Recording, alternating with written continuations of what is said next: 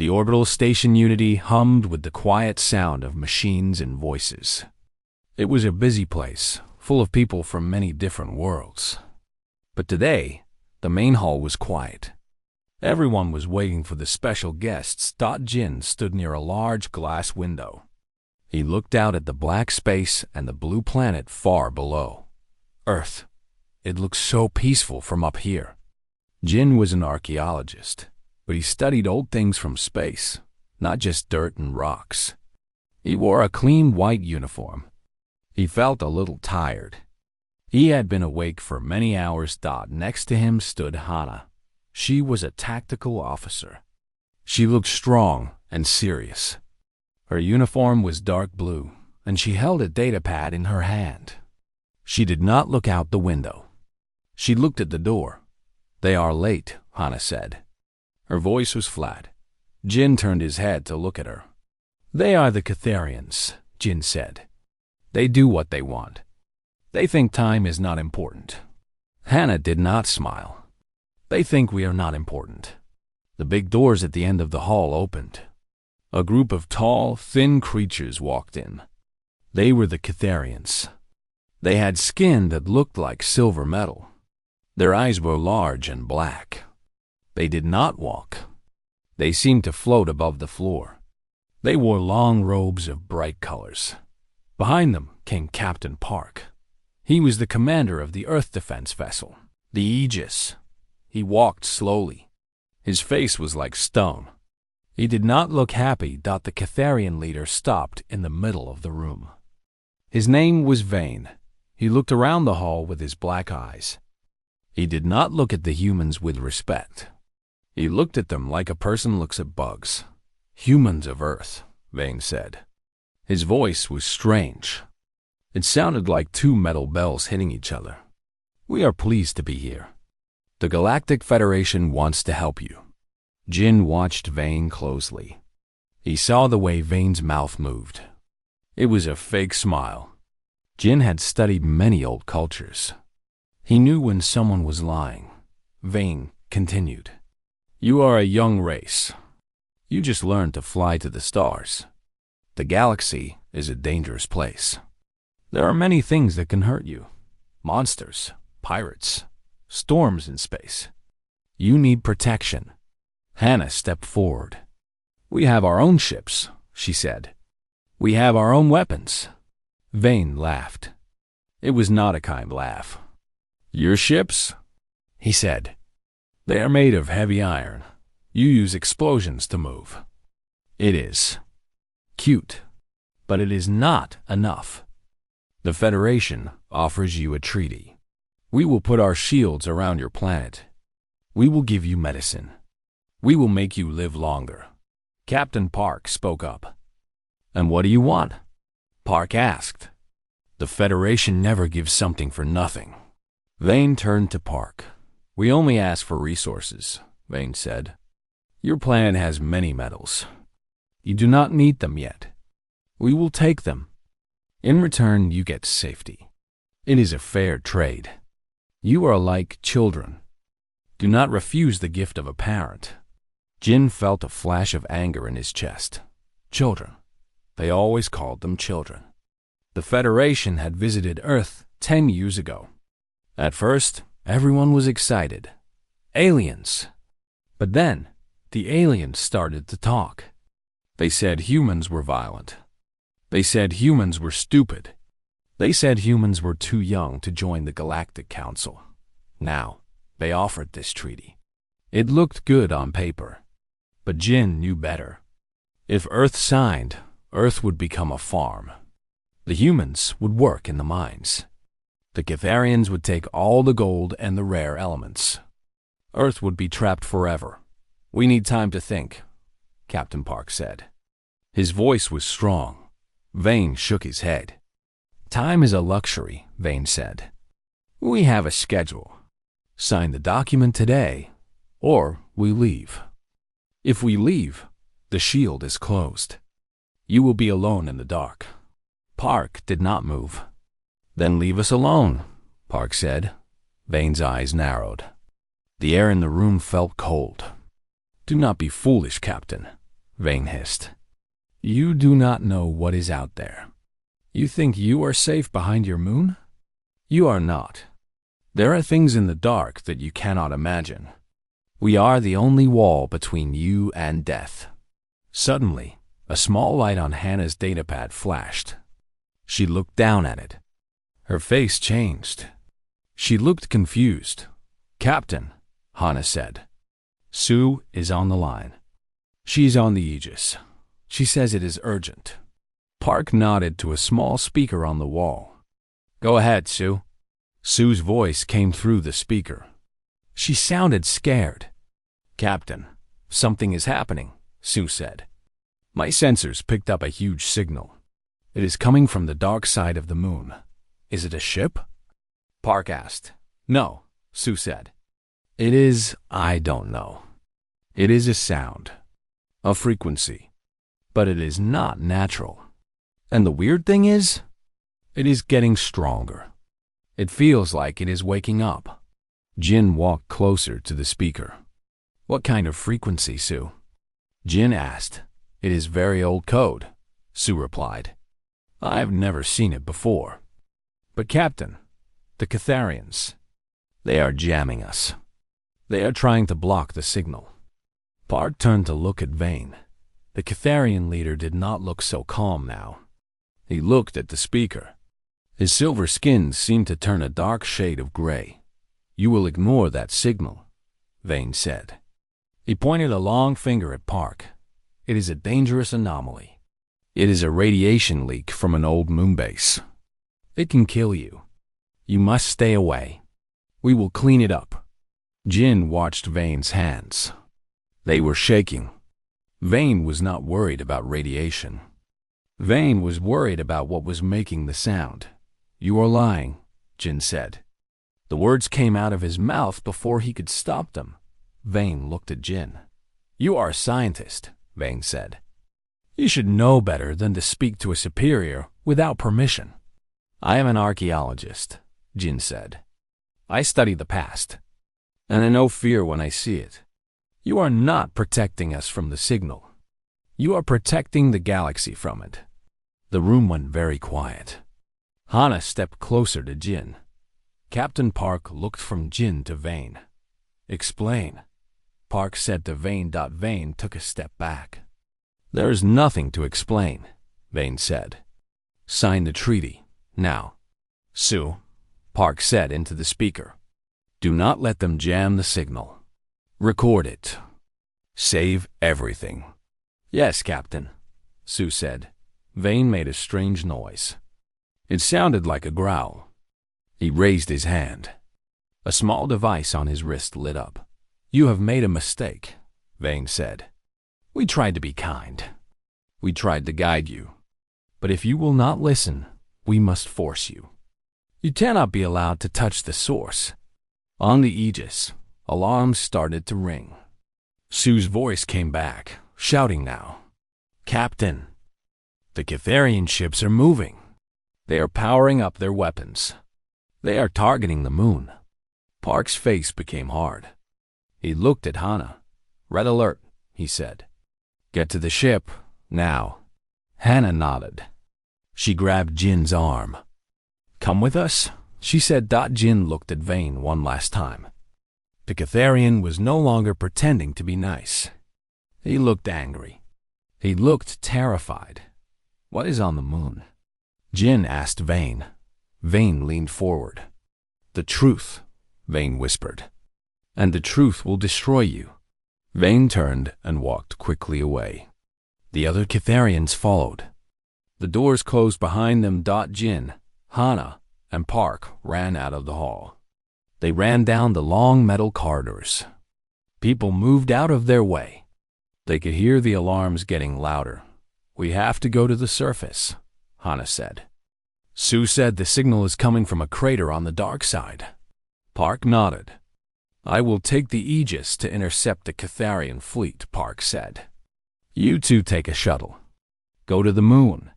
Find out what is down there before Vane destroys it. Jin's heart beat fast.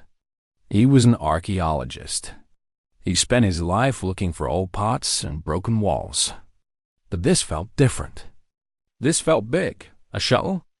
Jin asked. Just us? You are the only one who knows what to look for, Park said. They reached the docking bay. The small shuttle was ready. Hannah will keep you safe. Go. Jin and Hannah climbed into the shuttle. Park ran to his own ship. The bay doors opened, and the silence of space waited for them. As the shuttle flew away from the station, Jin looked back.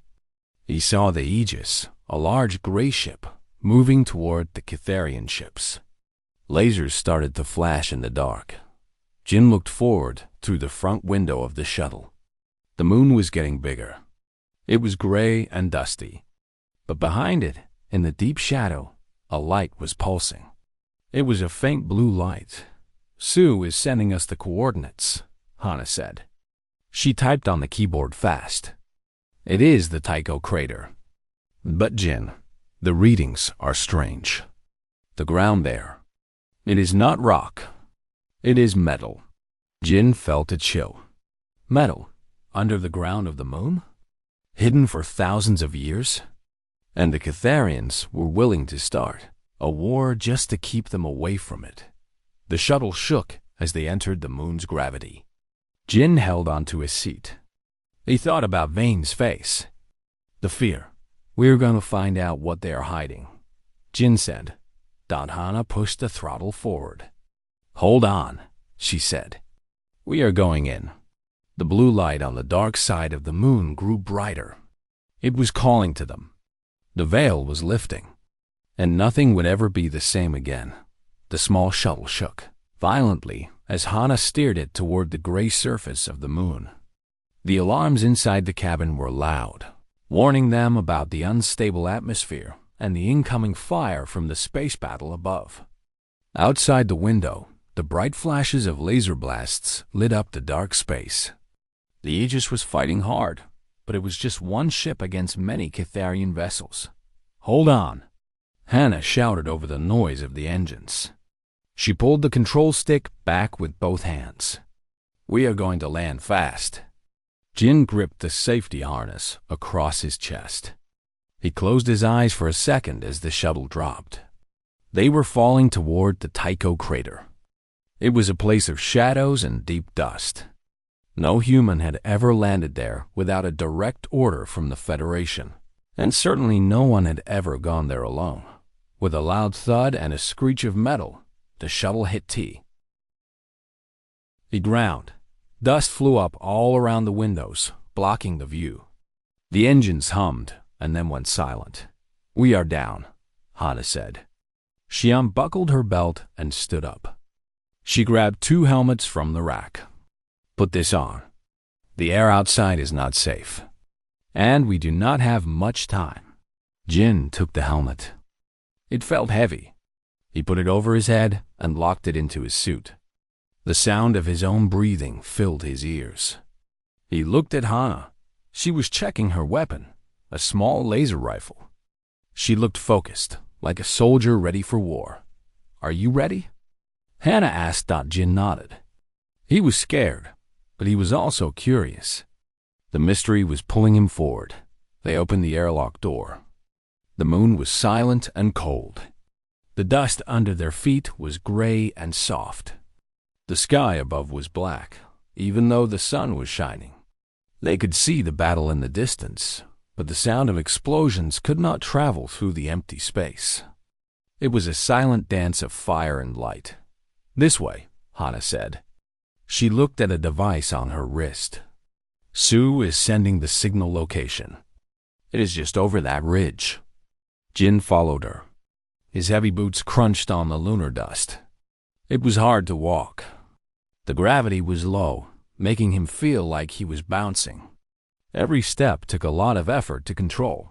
They climbed up the side of a small hill. When they reached the top, Jin stopped.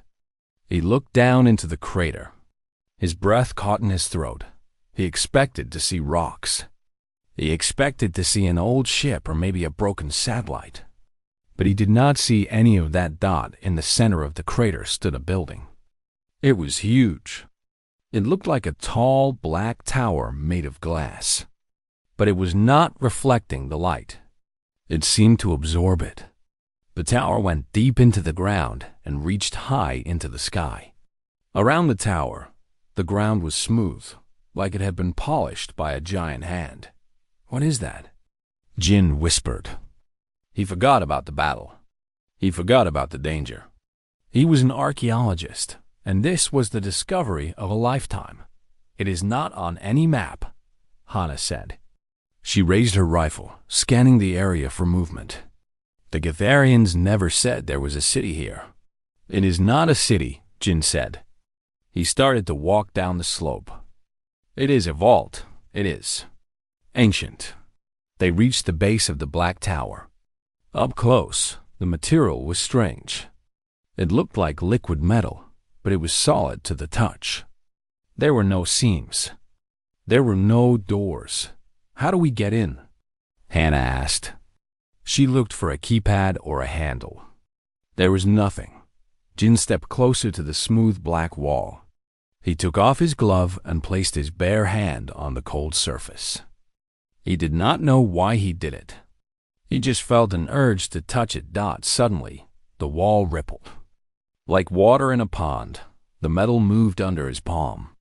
A blue light started to glow deep inside the tower. It moved up and down like a heartbeat. "Jin, step back," Hana warned. She aimed her rifle at the wall. "No, wait," Jin said. "Look." The wall in front of them began to change. The black metal melted away, creating a hole. A staircase appeared, leading down into the ground. It was lit by a soft blue light that came from the stairs themselves. "I think it wants us to go in," Jin said. "Or wants to eat us," Hana said. But she lowered her rifle. "Sue, can you hear me?" She spoke into her comms. Static answered her. Then, a weak voice broke through. "Hannah, Jin, can you hear me?" "Yes, Sue," Hana said. "We are at the site. We found a structure." "The Gatharians are going crazy," Sue said. Her voice was full of panic. "They are ignoring the Aegis. They are sending all their fire toward your location. They are trying to bury the crater.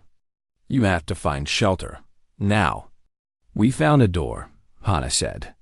"We are going inside." "Be careful," Sue said. "I am trying to keep the Aegis between them and you, but I cannot hold them for long." Hana looked at Jin. "We have no choice." Jin took a deep breath. "I am going in." They walked down the stairs. As soon as their feet touched the first step, the opening behind them began to close. The liquid metal moved like a living thing, sealing them inside. The silence of the moon was replaced by a low hum. They walked down for a long time. The air inside was different. It felt fresh. The blue lights on the walls got brighter as they went deeper. Jin noticed that the walls were not just black metal. They had carvings on them. He stopped to look at one. It was a picture of a person, a human. But the human was wearing a suit that looked like it was made of stars. They were standing over a map of the galaxy. "Hana, look at this," Jin said, pointing his flashlight at the wall. "These aren't aliens." Hana looked at the carvings. Her eyes went wide. "That looks like us, humans." "Yes," Jin said. "But look at the date." He pointed to a series of numbers below the carving. His mind raced as he calculated the Galactic Standard Time. This is 50,000 years old. Humans were supposed to be living in caves back then. Maybe someone else drew us? Hana suggested. "No," Jin said. "The style is similar to ancient Sumerian art from Earth, but older, more advanced. This is our history." Nah, someone erased it. They continued walking until they reached a massive hall. It was so big that Jin could not see the ceiling. In the center of the hall was a large platform. And on the platform, there were rows of pods. They looked like coffins made of glass. There were hundreds of them. "What is this place?" Hana whispered. She held her rifle tight against her chest. Jin walked slowly to the nearest pod. He wiped the dust off the glass. Inside, floating in a blue liquid, was a man. He looked peaceful. He had dark hair and strong features. He looked like he could be Jin's brother. "It is a cryo-sleep facility," Jin said. "They are sleeping." Suddenly, a voice filled the hall. It did not come from a speaker. It came from everywhere. It spoke inside their helmets, bypassing the radio. "Unauthorized access detected," the voice said. It was a woman's voice, calm, cold, analyzing biological signatures. "DNA scan initiated."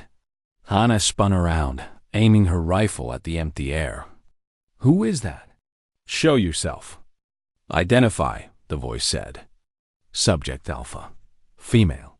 Genetic match. 99%. Subject Beta. Male. Genetic match. 99%. Welcome home, descendants." Jin felt a shiver go down his spine. "Home?" he asked aloud. "Who built this?" "We are the first," the voice answered. "We are the ones who came before. We built the stars. We mapped the void. And we fell." A hologram appeared in the center of the hall. It was a tall woman wearing a long robe.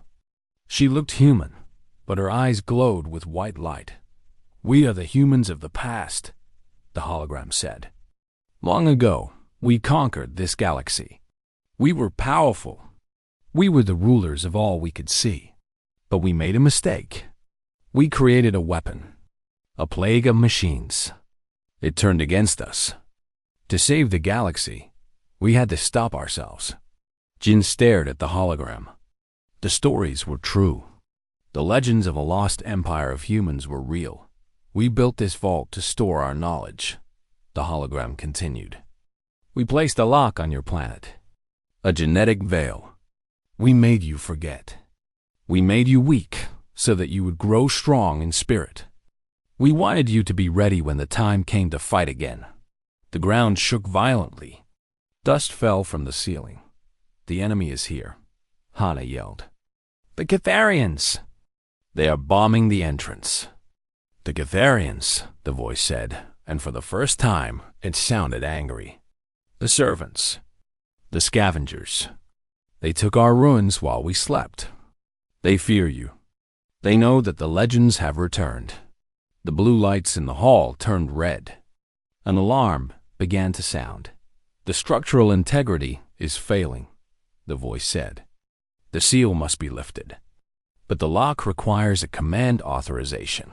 "How?" Jin asked. "What do we do?" "One of you must accept the legacy," the voice said. "You must take the burden. The tools are here. The armor is here. But if you wear it, you can never go back to the life you knew." A beam of light shot down from the ceiling, hitting the center of the platform. The floor opened, revealing a rack of weapons. But they were not like Hana's rifle. They were sleek, black, and glowing with energy. Hana looked at Jin. Then she looked at the weapons. "They are trying to kill us, Jin," she said. "The Catharians are bombing the crater. If we don't fight, we die." Jin nodded. "I know." Hana stepped forward into the light. "I will do it," she said. "I am a soldier. I know how to fight." "Hana, wait," Jin said. But she did not listen. She walked toward the rack of armor. As she got close, a suit of black metal floated up. It looked like a second skin. It hovered in front of her. "Place your hand on the interface," the voice commanded. Hana took off her glove. She reached out and touched the black metal of the suit. Instantly, the armor shattered into 1,000 pieces. It wrapped around her body. It moved like liquid, covering her arms, her legs, her chest. A helmet formed over her face, glowing with a blue visor. The light in the room grew blindingly bright. Jin had to shield his eyes. He felt a wave of energy rush past him. It knocked the breath out of his lungs. On the bridge of the Aegis, Sue screamed, "Captain, the moon! The energy reading is off the charts. It's overloading our sensors." Captain Park watched the screen in horror. A beam of pure white energy shot up from the Tycho crater. It pierced the Catharian flagship like a needle through paper. The explosion was silent, but the shockwave was real. It slammed into the Aegis, shaking the massive ship. "Report!" Park yelled. "The Catharian ship is destroyed, sir." Sue shouted. "And the signal? It's changing. It's a transmission. It's coming from the moon. It's on all channels." Park listened. It was not a voice. It was a sound of power. A sound that told everyone in the galaxy to listen. The veil had lifted. Back in the vault. Jin looked at Hana. She stood tall in the black armor. She looked like a goddess of war. She flexed her fingers, and blue energy danced around them. "Are you okay?" Jin asked. Hana turned to him. Her voice sounded different through the armor speakers. It was amplified, metallic, but clear. "I feel," she said.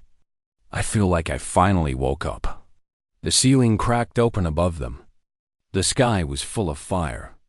The Catharians were not giving up. "Then let's go," Jin said. "We have a galaxy to save." Hana looked up. "Let's show them what humans can do." The ceiling of the great hall cracked open with a deafening roar. Dust and large rocks rained down on Jin. He covered his head and ran for cover behind a sturdy stone pillar.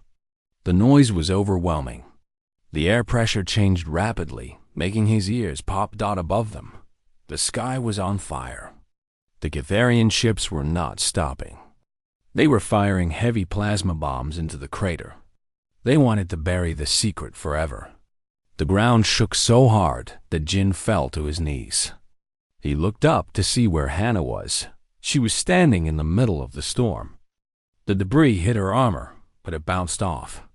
She did not move. She looked like a statue made of black iron. "Hana!" Jin shouted over the noise. "We have to go. The whole place is coming down." Hana did not turn around. She looked up at the sky.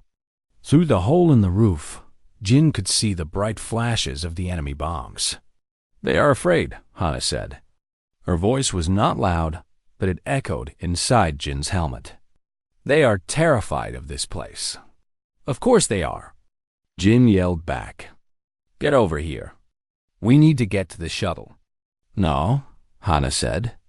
"The shuttle is gone. Look." Jin looked toward the ridge where they had left their ship. A fresh crater smoked in the dust. The shuttle was destroyed. There was no way back to the station. They were trapped. "We are stuck down here," Jin said, his heart sinking. "Not stuck," a voice said. It was the computer voice of the ancient archive. "The facility has defense protocols, but they require a pilot. The armor has synced with your biological signature. You can activate the fighters." "Fighters?" Jin asked. "You mean there are ships in here?" "The armory extends below," the voice said. "But the door is blocked.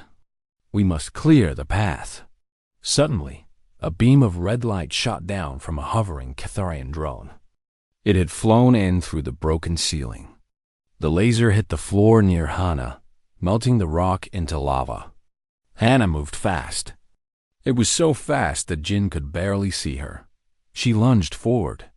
She did not run. She seemed to glide. Her black armor absorbed the light around her. She grabbed the drone out of the air.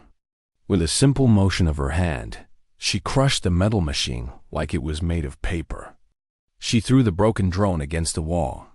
Jin stared at her. He had seen Hana fight before. She was a good soldier. But this was different. She was not using skill alone. The armor was making her stronger, faster, and sharper. It was reacting to her thoughts before she even had them. "We need to move to the lower level," Hana said. She turned to Jin. "Can you run?" Jin stood up. He brushed the dust off his suit. "I can run." Hana pointed to a doorway at the far end of the hall that had opened. "Go. I will cover you." They ran. As they moved, More drones dropped from the sky. The Catharians were sending in a ground team. Small mechanical spiders scuttled across the floor, firing laser guns. Hannah stepped in front of Jin. She raised her hand. A shield of blue light appeared around her. The lasers hit the shield and vanished. She pushed her hand forward, and a shockwave blasted the spiders away. "Keep going," she shouted. They reached the doorway and ran down a long ramp. At the bottom was a massive hangar. It was bigger than anything Jin had ever seen. Sitting in the center of the room, bathed in soft blue lights, were 3 ships. They were not like the bulky human shuttles. They were not like the sleek Catharian ships either. They were shaped like arrows. They were black with no visible engines. They looked dangerous. "The Void Walkers," the computer voice said. "The pinnacle of ancient human engineering." Jin ran to the nearest ship. "How do I open it?" The ship sensed his approach. The black metal rippled, and a cockpit opened. Jin climbed inside. The seat wrapped around him, fitting his body perfectly. There were no buttons, no joysticks. Just a smooth screen in front of him. Hannah climbed into the ship next to his. Her cockpit closed. "System linking," the voice said in Jin's ear. "Welcome back, pilot." Jin felt a strange sensation. It felt like the ship was plugging into his mind. He did not need to touch anything. He just thought about flying, and he could feel the engines humming. "Launch sequence initiated," the ship said. The roof of the hangar opened. Jin saw the sky again. The Catharian fleet was above them. The main capital ship, a giant dreadnought, was turning its big guns toward the moon base. "They are going to fire everything they have." Hannah's voice came through the communication channel. She sounded calm. "Jin, don't think. Just do. The ship knows what to do. I have never flown a combat ship." Jin yelled. "You are a human," Hannah said. "It is in your DNA." The floor beneath them dropped away. Jin's ship shot upward. The force pushed him back into his seat, but it didn't hurt. He was going faster than sound. In seconds, he was in the cold vacuum of space. The battle was chaotic. The Aegis was burning. It was drifting to the side, smoke coming from its hull. Small Catharian fighters were swarming around it like angry bees. "Aegis is in trouble," Jin said. Panic rose in his chest. "Focus," Hannah said. Suddenly, a red warning light flashed in Jin's cockpit. A Catharian fighter was behind him.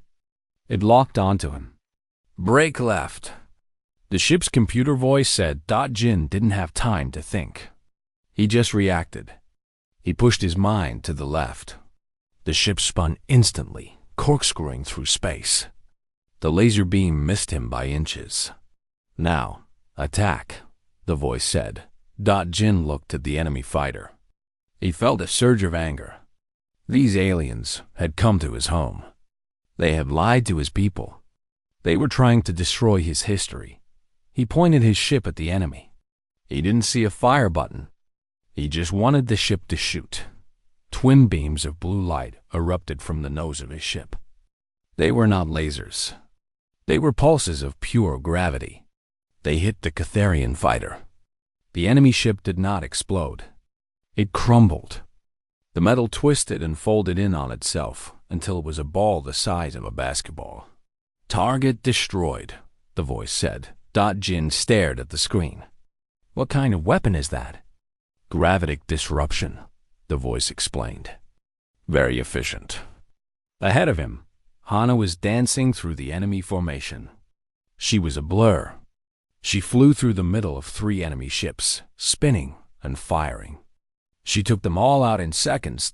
She sent a message to the whole fleet. Her voice boomed on every channel, overriding the Catharian communications. "Leave this system," Hannah said. Now, the Catharian ships paused. They could see the black arrow ships. They recognized them. The energy signature matched the legends. On the bridge of the Catharian dreadnought, The commander looked at the main screen. His crew was shaking. "Admiral!" A crew member shouted. "It is the Black Fleet. The prophecies are true. They have returned." "Retreat?" the helmsman asked. The admiral watched the black ship destroy another squadron of fighters. It was effortless. It was terrifying. "Yes!" the admiral roared. "Jump! Get us out of here." But Hannah was not done. She aimed her ship at the dreadnought. "Jin," she said, "target their engines. Don't let them run." Jin aimed at the large engines of the capital ship. He charged his weapons. The energy in his ship built up. He felt powerful. He felt like he could tear a star apart. "Fire," he whispered. A massive beam of energy shot from his ship. It hit the dreadnought's engines. The explosion lit up the dark side of the moon. The giant ship shuddered. It lost power. It began to drift. "They are disabled," Jin said. "Good," Hannah said. "Now, let's help the Aegis." The two black ships flew toward the Earthship. The Aegis was damaged badly. The hull was breached. Jin flew close to the bridge. He saw Captain Park through the window. Park looked shocked. "Sue," Jin spoke on the comms. "Is everyone okay? Jin?" Sue's voice was weak. We saw black ships. We thought it was the end." "It's us," Jin said. "It's Hannah and me. We found the base." "We are scanning your ships," Sue said. "I don't believe it. The energy readings? It's off the charts. Your ships are more powerful than the entire Federation fleet." Jin looked at his controls. "We are just getting started." He watched as the remaining Catharian ships turned and ran. They activated their hyperdrives and disappeared into the stars, leaving their disabled flagship behind. The silence of space returned. The debris from the battle floated around him. Jin let out a long breath. His hands were shaking. He had just fought a space battle and won. He had just destroyed advanced alien technology. "Hannah," he said. "We did it."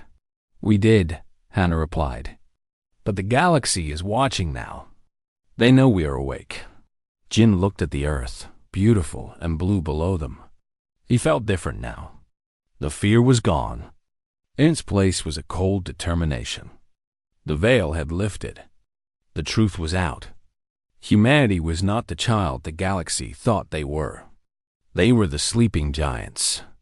And now, they were awake. The space around the moon was quiet again.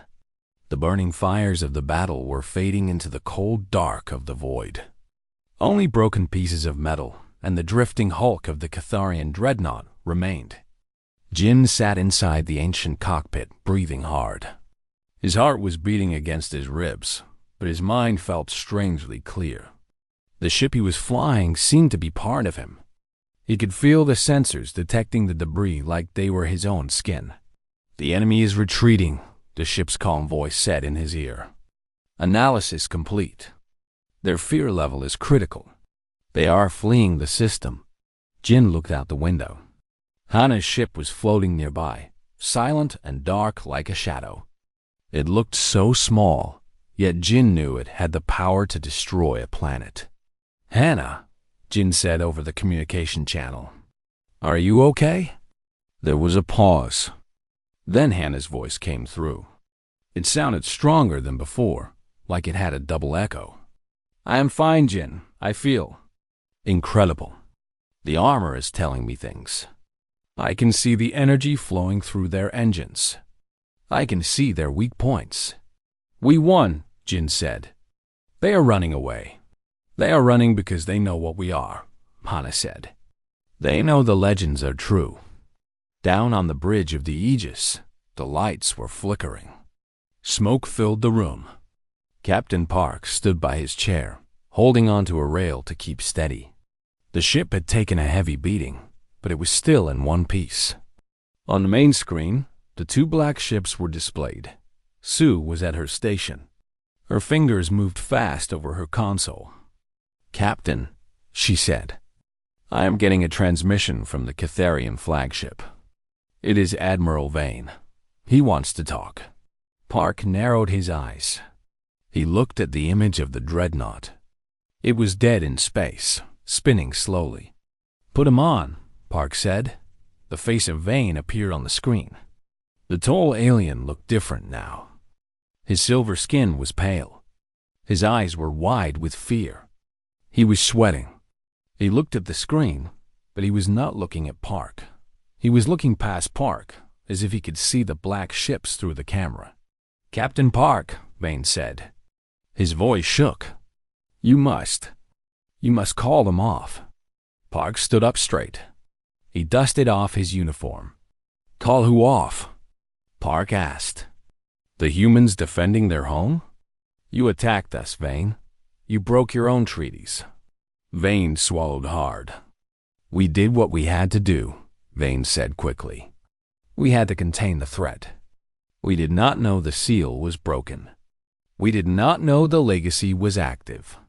You tried to kill us because you were scared of the past," Park said. "You didn't want us to know who we really are." Vane leaned closer to the camera. "You don't understand, Captain," Vane begged. "Those ships, the Void Walkers, they are not just machines. They are the nightmares of the galaxy. The ancient humans destroyed stars. They erased entire species. If the Galactic Federation knows that Earth has this power again, they will not come to talk. They will come to destroy Earth before you can grow up." "We are already awake," Park said coldly. "Please," Vane said. "I order you to stand down.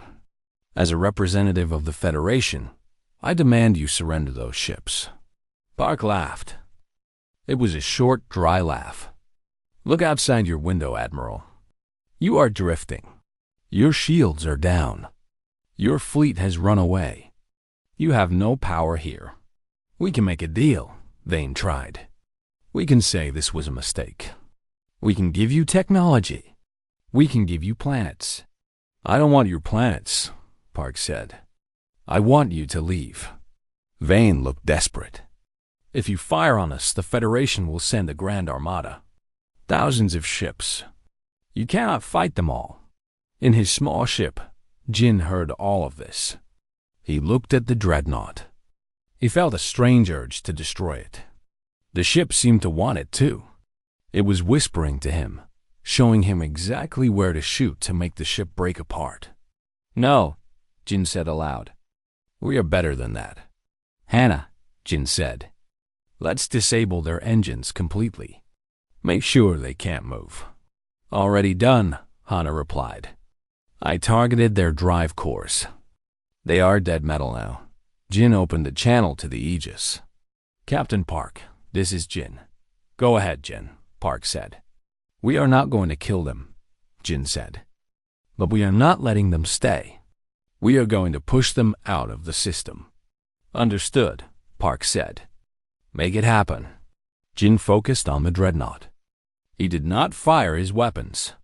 Instead, he thought about pushing. The ship responded. The gravitational drive of the Void Walker flared up. An invisible wave of force hit the dreadnought. The massive ship began to move. It was slow at first, but then it picked up speed. Vane screamed on the open channel. "What are you doing? Stop! You are pushing us into deep space." "You are leaving," Jin said. "Take your warning back to the Federation. Tell them Earth is not a zoo. Tell them the Keepers are gone." The Void Walker ship pushed the dreadnought until it cleared the moon's orbit.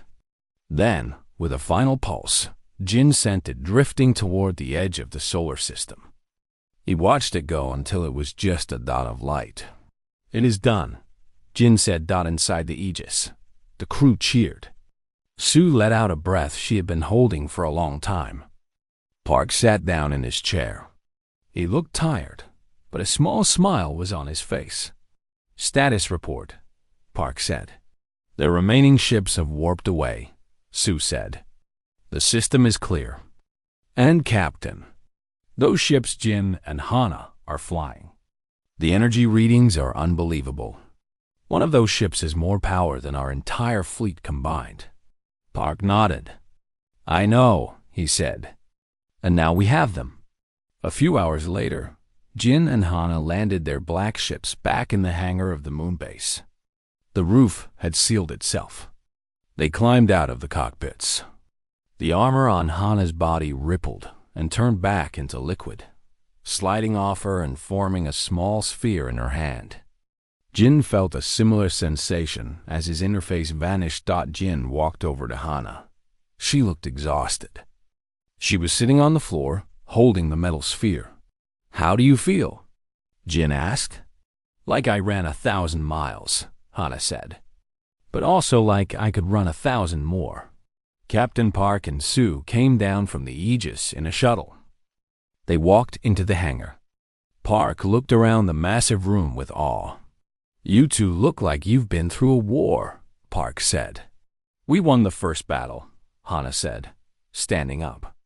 But it was just one ship. Scared them enough to run, Jin said. Sue walked up to the black ship Jin had flown.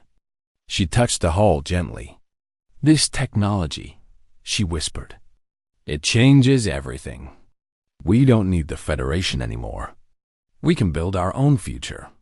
Park put a hand on Jin's shoulder. We have to be careful, Park said. Power like this is dangerous. If we use it the wrong way, we become the monsters they are afraid of. We know, Hana said. She looked at the sphere of black metal in her hand. The computer voice told me. The ancestors became too arrogant. They lost their way. That is why they hid this. So what do we do? Jin asked. We have a base full of superweapons and a galaxy full of enemies. Park looked at the entrance to the archives. We learn, he said. We need to know everything that is in here. We need to understand the past before we can use it. They walked together toward the central archive room. The hologram of the woman was waiting for them. She looked at them with her glowing eyes. You have passed the first trial, the hologram said. The enemy has been driven back. But now, the galaxy is watching. The silence is broken. They will come again. In greater numbers. We will be ready, Hana said. You have the tools, the hologram said.